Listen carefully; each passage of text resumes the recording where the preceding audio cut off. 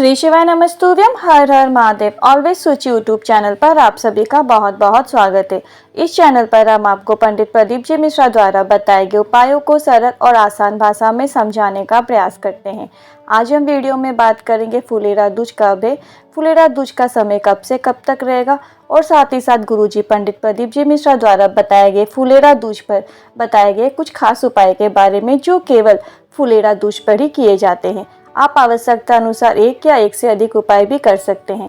Video को पूरा देखें ताकि कोई भी उपयोगी जानकारी आपसे ना छूटे। आइए शुरू करते हैं। फुलेरा दूज कब है, फुलेरा दूज का समय कब से कब तक रहेगा। हर साल फाल्गुन माह के शुक्ल पक्ष की द्वितीया तिथि पर फुलेरा दूज का पर्व मनाया जाता है। ये पर्व भगवान कृष्ण और राधा रानी को समर्पित होता है। धार्मिक मान्यताओं के अनुसार फुलेरा दूज के दिन से भगवान श्री कृष्ण ने फूलों की होली खेलने की शुरुआत की थी। इसी के साथ फुलेरा दूज का महत्व महादेव से भी जुड़ा है। महादेव को सबसे पहला धतूरा फुलेरा दूज के दिन ही चढ़ाया गया था। फाल्गुन माह के शुक्ल पक्ष की तृतीया तिथि की शुरुआत 1 मार्च 2025 को रात्रि 3:01 से हो रही है। इसका समापन अगले दिन यानी कि 2 मार्च 2025 को रात्रि को 12:09 पर होगा। उदया तिथि को देखते हुए फुलेरा दूज 1 मार्च 2025 शनिवार को मनाई जाएगी। फुलेरा दूज के दिन के शुभ मुहूर्त अमृत काल सुबह 4:40 से 6:06 तक रहेगा।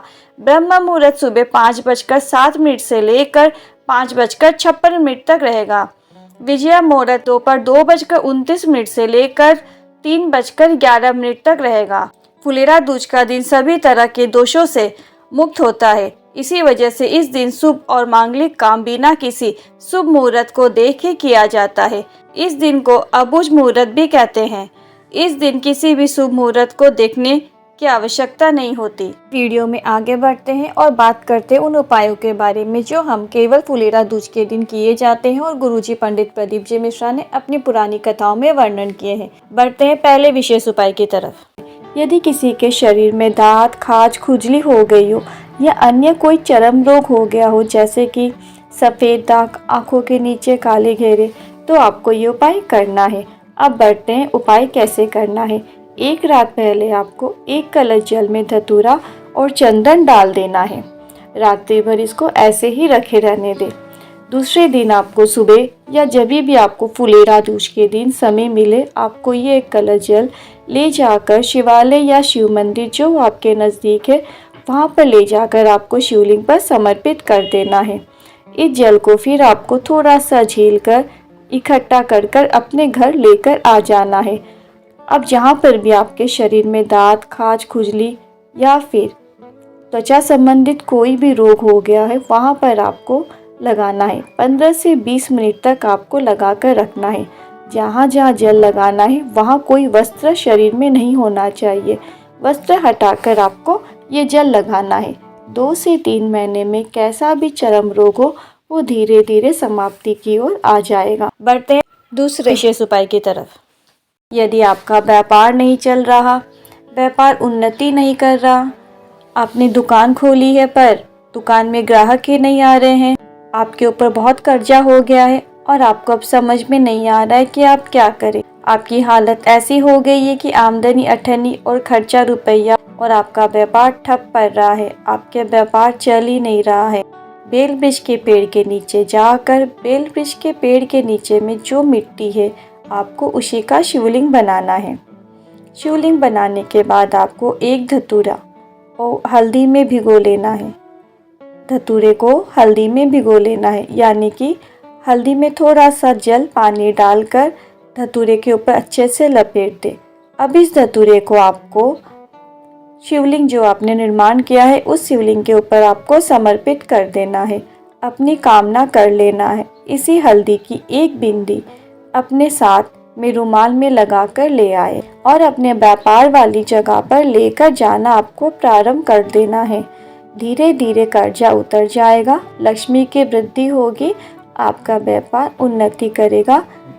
दिन दोगुनी रात चौगुनी आप उन्नति करोगे। आप ध्यान रखें कि जब आप पार्थिव शिवलिंग का निर्माण करें बेल वृक्ष के नीचे, आप पूजन की सामग्री जैसे लेकर जाना चाहते हैं, जल, चंदन, बेलपत्र, धूप ऐसे लेकर जाए। अपनी पूजन अर्चन करने के बाद आप शिवलिंग पर धतूरे को हल्दी लगाकर चढ़ाए। उसके बाद आपको थोड़ी सी हल्दी अपने रुमाल में लेके आ जाना है। बस आपको ये रुमाल अपने साथ रखना है। जब भी आप अपने व्यापार के लिए घर से निकले, अपने व्यापार के स्थान पर जाए, आपको साथ में इस रुमाल को रखना है। बस इतना ही करना है।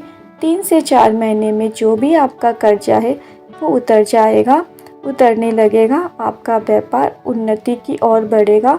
आपको खुद ये देखने को मिलेगा, आपका व्यापार सफलता प्राप्त करेगा। बढ़ते तीसरे विशेष उपाय की तरफ। यदि आपका व्यापार नहीं चल रहा है, आप सारे उपाय करके देख लिए हैं, सब तरफ से आप हताश हो चुके हो, व्यापार नहीं चल रहा, पैसा नहीं आ रहा, कर्जा बढ़ते चला जा रहा है, आपको ये उपाय करना है। अब जानते हैं उपाय कैसे करना है। इस उपाय के लिए आपको अमर बेल के 7 टुकड़े की आवश्यकता होगी, 7 कमल गट्टे, गाय का दूध, 7 बेलपत्र और 7 समी पत्तर लेना है। ये सभी सामग्री आपको लेना है। इसके अलावा आपको शिवलिंग की जो आप पूजन सामग्री रखना चाहते हैं वो रख ले, उसे एक थाली में रख लेना है। यानी आपको शिव पूजन की संपूर्ण सामग्री थाली में लेकर और ये सभी सामग्री जो बताई गई है इनको लेकर आपको बेल वृक्ष के नीचे जाना है। अब बेल वृक्ष के पेड़ के नीचे आपको वहीं की मिट्टी को लेकर पार्थिव शिवलिंग का निर्माण करना है। यानी कि मिट्टी से आपको शिवलिंग बनाना है और उसकी पूजन करनी है। जैसे आप मंदिर में शिवलिंग की पूजन करते हैं, बिल्कुल वैसे ही आपको पूजा करनी है। आपको संपूर्ण पूजन वैसे ही करनी है। दीपक लगाना है। पूजन कर शुरू करने के पहले आपको एक दीपक लगाना है, घी का, गोल बत्ती का लगाना है और इसके बाद आपको अपनी पूजन अर्चन करना है। पर ध्यान रहे कि आप दीपक में घी उतना ही डालें जितनी देरी तक आपकी पूजा चलेगी, क्योंकि इसमें आपको दिया ठंडा होने तक वहाँ पर बैठे रहना है। पूजन अर्चन करने के बाद अब आपकी संपूर्ण शिवलिंग की पूजन जब हो जाए, उसके बाद आपको जो सामग्री बताई गई है, 7 अमर बेल के टुकड़े, 7 कमल गट्टे, 7 बेलपत्र, 7 समी पत्तर, दूध, ये सारी चीज़ें एक एक करके आपको पार्थिव शिवलिंग के ऊपर समर्पित कर देनी है। अब जो दीपक आपने पूजन में लगाया है वो ठंडा हो जाए, उसके बाद आपको शिवलिंग को, पार्थिव शिवलिंग आपने निर्माण किया है, उसका विसर्जन करना है। आप विसर्जन करने के लिए अपने घर से थोड़ा पानी भी लेकर जा सकते हैं। किसी पात्र में या किसी बोतल में पानी ले जाए और साथ में एक खाली पात्र ले जाए। आप शिवलिंग को उसमें डाल सकते हैं, यानी कि बोतल से पात्र में पानी डालें, फिर शिवलिंग को उसमें विसर्जन कर सकते हैं। या फिर आप चाहे तो बेल वृक्ष के नीचे ही पानी डालकर शिवलिंग का विसर्जन कर दे। विसर्जन करने के बाद आपको कमल गट्टा और अमर बेल का टुकड़ा उठाकर लेकर आना है। ध्यान देना, पहले शिवलिंग का विसर्जन करना है, उसके बाद ही आपको अमर बेल का टुकड़ा और कमल गट्टे आपको उठाकर अपने घर पर लाना है, अपने घर आ जाना है। और उसके बाद कुबेर भंडारी कुबेरेश्वर महादेव का नाम लेकर उन दोनों चीज़ों को लाल वस्त्र में बांध देना है। लाल वस्त्र बिल्कुल नया होना चाहिए, उसमें उसकी पोटली बना दे। कमल गट्टा और अमर बेल का टुकड़ा उस लाल वस्त्र की पोटली बनाकर उसमें रख दे। आप व्यापार वाली जगह पर, आपकी कोई दुकान है या कोई ऑफिस है या कोई एजेंसी ऑफिस है, आप काम करते हो, वहाँ पर कहीं पर भी रख सकते हैं। इसके अलावा अलमारी में, तिजोरी में, बरकत के स्थान पर भी, आप दुकान में, व्यवसाय में, गुल्लक में, जहाँ आपकी इच्छा हो आप वहाँ पर रख सकते हैं। मात्र 2.5 से 3 महीने आपको इंतज़ार करना है। आप देखेंगे कि आपको व्यापार में सफलता मिलना प्राप्त हो गई है। बढ़ते हैं चौथे विशेष उपाय की तरफ। श्री शिवाय नमस्तुभ्यम, हर हर महादेव। आज के इस वीडियो में हम फुलेरा दूज पर किए जाने वाले चौथे उपाय के बारे में बात करेंगे। वीडियो में हम जानेंगे कि ये उपाय किसे करना है, कब करना है और कैसे करना है। सबसे पहले जानते हैं कि ये उपाय किसे करना है। यदि किसी को ब्लड प्रेशर की समस्या है या फिर शुगर, डायबिटीज़ हाई रहती है, यदि किसी को ब्लड प्रेशर की समस्या है, यानी कि बीपी ऊपर नीचे रहता है, या फिर शुगर की समस्या है, किसी को डायबिटीज़ हो गई है, तो ये उपाय को अवश्य करें। इसके लिए आपको 1 लोटे जल में लाल चंदन थोड़ा सा डालना है, घिसा हुआ लाल चंदन। लाल चंदन पाउडर वाला नहीं लेना है, आपको केवल घिसा हुआ चंदन, लाल चंदन की जो डंडी आती है उसको थोड़ा घिस ले, वही चंदन आपको इसमें प्रयोग करना है। और थोड़ा सा शहद लेना है और 1 बेलपत्र डालना है। 1 कलश जल में आपको थोड़ा सा घिसा हुआ लाल चंदन और थोड़ा सा शहद और 1 बेलपत्र डालना है। ये ले जाकर आपको शिवालय या शिव मंदिर में अभिषेक करना है इस जल से। लेकिन ये अभिषेक आपको दोपहर के समय कभी भी करना है। फिर जो बेलपत्र आपने चढ़ाई है, आपको वही बेलपत्र बाबा से मांग कर लेकर आना है। बाबा से आप जब मांगोगे तो आप उसके लेकर आए, और शाम को प्रदोष काल में, फुलेरा दूज के दिन ही आपको शाम को प्रदोष काल के समय भगवान भूत भावन भूतेश्वर विश्वनाथ का नाम लेकर जिस शिवलिंग पर बेलपत्र चढ़ाइए उसका स्मरण करके खाना है। बाबा शुगर ब्लड प्रेशर लेवल में ले आएगा, पर आप नाम ध्यान में रखें। आप नाम को वापस से नोट करें, किसी कॉपी में लिख ले। नाम इस प्रकार है, भगवान भूत भावन भूतेश्वर विश्वनाथ। आपको इस नाम का उच्चारण स्मरण करके ही खाना है। इस बात का विशेष रूप से ध्यान रखें। बढ़ते हैं 5वें विशेष उपाय की तरफ। यदि किसी बच्चों का विवाह नहीं हो रहा है, विवाह संबंध नहीं आ रहे हैं, या फिर विवाह की बात तो चलती है पर कहीं ना कहीं कुछ भी कारणवश विवाह नहीं हो पाता है, या फिर बात चलते चलते रुक जाती है, ऐसे में परेशानी होती है, तो हमें ऐसा कौन सा उपाय करना है जिससे कि फुलेरा दूज पर ये उपाय करने से बच्चों के विवाह 3 माह के अंदर बाबा करवा देता है। 3 माह के अंदर विवाह पक्का हो जाता है। इसके लिए जिन बच्चों का विवाह नहीं हो पा रहा है उन्हें ही ये उपाय करना है। फुलेरा दूज वाले दिन 5 बेलपत्र, 5 समी पत्र और 1 धतूरा लेकर शिवालय या शिव मंदिर में जाना है, और अपने हाथ की दाहिने हाथ की हथेली में आपको 5 बेलपत्र, 5 समी पत्र और 1 धतूरा रख लेना है, और अपने मन की जो कामना है विवाह को लेकर, वो कामना करके ये सारी सामग्री शिवलिंग पर जो माता अशोक सुंदरी का स्थान है वहाँ पर कामना करके चढ़ा देना है।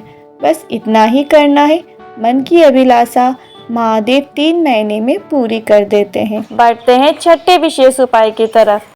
यदि किसी को कोई बीमारी हो गई हो, छोटी हो या बड़ी बीमारी हो गई हो, कोई रोग ने घेर लिया है, कोई बीमारी है जो समाप्त होने का नाम ही नहीं ले रही है, 2 से 3 महीने में वापस वो बीमारी आ जाती है, या फिर कोई भी बीमारी बार बार होती रहती है, तो ऐसे में आपको कौन सा उपाय करना है। फुलेरा दूज के दिन आपको 1 कलश में जल भर लेना है, उसमें थोड़ा सा दूध और थोड़ा सा शहद डाल देना है। आपको 1 कलश जल लेना है, उसी जल में आपको थोड़ा सा दूध और थोड़ा सा शहद डाल देना है। इस कलश के जल को 3 जगह पर आपको समर्पित करना है। तीनों जगह कौन सी है? सबसे पहले आपको थोड़ा सा जल शिवलिंग के ऊपर समर्पित करना है, फिर थोड़ा सा जल आपको नंदी के ऊपर समर्पित करना है, और अंतिम यानी कि तीसरा जल आपको बेल वृक्ष के पेड़ के नीचे जल को अपने हाथ से सिंचन करना है। तीसरा जल जब आप बेल वृक्ष के नीचे जल समर्पित करेंगे तो आपको कलश से डायरेक्ट जल नहीं चढ़ाना है। आपको जल को थोड़ा सा अपने हाथ में लेते हुए उस जल का बेल वृक्ष के नीचे सिंचन करना है। बेल पेड़ के नीचे आपको सीधे कलश से जल नहीं चढ़ाना है। आप इस बात का विशेष रूप से ध्यान रखें। शंकर जी का स्मरण करके आपको जल समर्पित करना है तीनों जगह। धीरे धीरे रोग से आपको मुक्ति मिलेगी। बढ़ते हैं 7वें और आखिरी विशेष उपाय की तरफ। यदि किसी को सांस फूलती है, सांस की बीमारी है, दमे की बीमारी है, थोड़ा चलने पर सांस फूल आती है, हाफरी भर आती है, किसी को मिर्गी के दौरे की बीमारी है, अचानक चक्कर आ जाते हैं, अचानक से गिर जाता है, तो आपको ये उपाय करना है। अब जानते हैं उपाय कैसे करना है। इस उपाय के लिए आपको धतूरे की जड़ को निकालना होगा। जो धतूरा का पौधा होता है उसकी आपको जड़ लेनी होगी। धतूरे की जड़ को निकाल कर उस जड़ को पानी में डालते हुए आपको एक पत्थर पर घिसना है। घिसते रहिए, थोड़ा सा आपको लेपन मिल जाएगा। उस लेपन को आपको कटोरी में ले लेना है और थोड़ी सी जड़ का टुकड़ा भी आपको अपने साथ ले लेना है। अब लेकर आपको शिवालय और शिव मंदिर में जाना है। अब उस कटोरी में जिसमें आपने लेपन तैयार किया था धतूरे की जड़ को घिसकर, उसका लेपन आपको शिवलिंग के ऊपर कर देना है। जलाधारी में शिवलिंग पर सब तरफ आप उसका लेपन कर दें और जो जड़ का टुकड़ा आप अपने साथ लेकर आए हो उस जड़ के टुकड़े को शिवलिंग के ऊपर चढ़ा दीजिए, समर्पित कर दीजिए। थोड़ी देर ऐसे ही रहने दीजिए। उसके बाद शिवलिंग पर जल डालते हुए आपने जो लेपन किया है उसे जल चढ़ाते हुए उसे पूरा लेपन को साफ कर दीजिए अपने हाथ से और जल से। और जो शिवलिंग पर जड़ आपने चढ़ाई है, जड़ का टुकड़ा, वो आपको उठा लेना है। उठाकर आपको अपने घर पर लेकर आना है। या जो व्यक्ति बीमार है, जिसे मिर्गी की शिकायत है या दमे की शिकायत है, थोड़ा चलने पर हाफी भर आती है, सांस फूलने की शिकायत है, सांस की बीमारी है, उसे फुलेरा दूज के दिन ही आपको 3 से 4 बार आपको सूंघा देना है। जड़ लाकर आपको केवल उस बीमार व्यक्ति को ही सूंघाना है और अन्य किसी व्यक्ति को नहीं सूंघाना। जड़ बीमार वाले व्यक्ति को आपको फुलेरा दूज के दिन ही एक दिन में आपको 3 से 4 बार आपको सूंघा देना है। ये उपाय आपको फुलेरा दूज के दिन ही करना होता है, अन्य किसी दिनों में नहीं किया जाता है। यह ऐसा विशेष उपाय है जो केवल फुलेरा दूज के दिन ही किया जाता है। ये उपाय केवल फुलेरा दूज के दिन ही किया जाता है। फुलेरा दूज के और उपाय देखने के लिए चैनल को लाइक, शेयर और सब्सक्राइब करें। साथ ही साथ कमेंट में महादेव का कोई सा भी प्यारा सा नाम ज़रूर लिखें। आशा करती हूँ, उम्मीद करती हूँ आपको वीडियो पसंद आया होगा और आप ये वीडियो अपने दोस्तों, अपने परिवार वालों के साथ शेयर करें। ये उपाय केवल फुलेरा दूज के दिन ही किया जाता है। फुलेरा दूज के उपाय के और वीडियो देखने के लिए चैनल को लाइक, शेयर और सब्सक्राइब करें। मिलते हैं अगले वीडियो में। शिवाय नमस्तुभ्यं। हर हर